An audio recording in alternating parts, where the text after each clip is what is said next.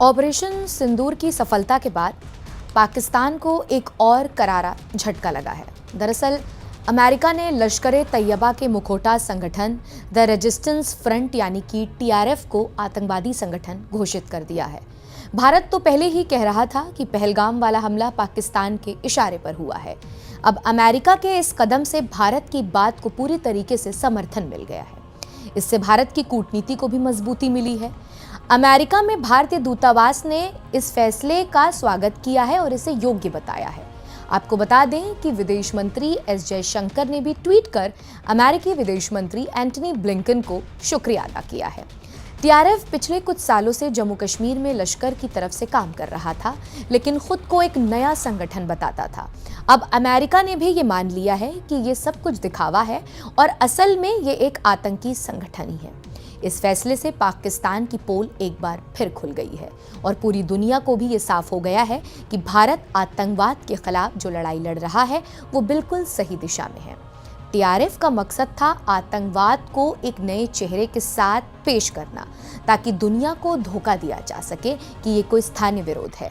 लेकिन भारत की खुफिया एजेंसियों ने बार बार इस बात के सबूत दिए थे कि टीआरएफ लश्कर का ही हिस्सा है और पाकिस्तान इसके जरिए भारत के खिलाफ साजिशें जो है वो रच रहा है। अब अमेरिका ने भी भारत की बात को गंभीरता से लिया है और टीआरएफ को आधिकारिक रूप से आतंकवादी संगठन घोषित कर दिया है।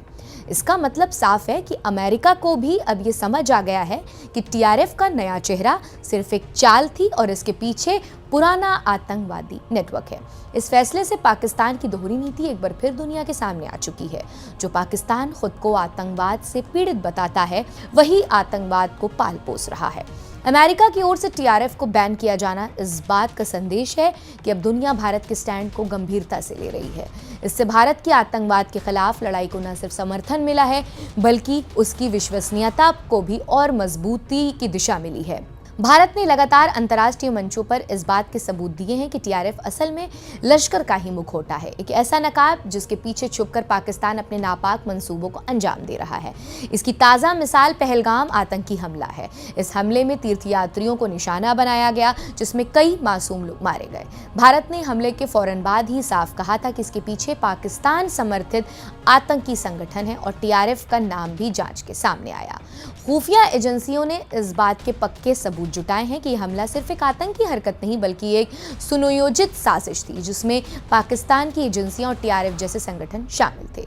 अमेरिका द्वारा टीआरएफ को एक कहते हैं कि डेसिग्नेटेड टेररिस्ट ऑर्गेनाइजेशन घोषित किए जाने के बाद पाकिस्तान की अंतर्राष्ट्रीय साख को एक और गंभीर झटका मिला है। यह फैसला भारत की उस कंसिस्टेंट नैरेटिव को वैश्विक मान्यता देता है, जिसमें वो पाकिस्तान को स्टेट स्पॉन्सर्ड टेररिज्म का केंद्र बताता रहा है। अब पाकिस्तान के पास डैमेज कंट्रोल के अलावा ज्यादा विकल्प नहीं बचे हैं। बहुत संभव है कि वो कुछ सिंबॉलिक एक्शन दिखाए, जैसे कि लो लेवल ऑपरेटिव्स की गिरफ्तारी या संगठन कुछ नामों पर बैन लगाना, ताकि अंतर्राष्ट्रीय दबाव से निपटा जा सके। साथ ही पाकिस्तान की कोशिशें होंगी कि वो टीआरएफ के बदले कोई नया प्रॉक्सी प्रॉफिट खड़ा करे, जैसे उसने लश्कर तैयबा, जैश ए मोहम्मद और हिजबुल मुजाहिदीन जैसे संगठनों के साथ पहले भी किया है। इसके अलावा पाकिस्तान डिप्लोमेटिक फोरम्स पर खुद को एक पीड़ित देश की तरह प्रोजेक्ट करने का भी कोशिश करेगा और भारत के खिलाफ काउंटर नैरेटिव बनाने में जुट जाएगा। वो चीन, तुर्की या कुछ इस्लामिक देशों से स्ट्रैटेजिक सपोर्ट लेने की रणनीति अपना सकता है, लेकिन आज का अंतर्राष्ट्रीय माहौल पहले जैसा नहीं रहा। भारत अब सिर्फ एक रीजनल प्लेयर नहीं, बल्कि एक ग्लोबल स्टेक होल्डर के रूप में उभर रहा है। अमेरिका जैसे देशों द्वारा लिए गए साफ और सख्त निर्णय इस बात का संकेत है कि अब पाकिस्तान की दोहरी नीतियां और कॉस्मेटिक एक्शन स्वीकार नहीं की जाएगी। अगर पाकिस्तान को वाकई अपनी स्थिति में सुधार लाना है, उसे दिखावे से काम नहीं चलेगा। उसे आतंकवाद के पूरे नेटवर्क को डिसमेंटल करना होगा, वरना आइसोलेशन और कड़े प्रतिबंध उसके लिए अगला चरण हो सकते हैं।